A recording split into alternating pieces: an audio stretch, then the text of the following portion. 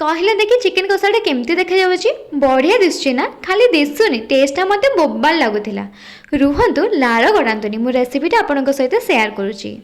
तो आज मु करथिली चिकेन कषा जो मु चिकेन को भल भाव सफा करके से लुण हलदी गुंड लंका गुंड किछि दही अदा रसुण पेस्ट और चिकेन मसला गोलेकी किछि समय मैरिनेट हेबाकू छाड़देली। आ एपटे कड़ाई टिके अधिका कर तेल नहीं से गोटा गरम मसला फुटेकी मेंचे माने दुईटी बड़ साइज रो पियाज और कंचा लंका को देई पियाज ब्राउन हैला परे अदा रसुण पेस्ट लुण हलदी गुंड आउ टिके काश्मीरी लाल मिर्च पाउडर सहित टमाटो को देई से अल्प टिके चिकेन मसला आउ मेथी पत्र देकी मसला को घसीदबा।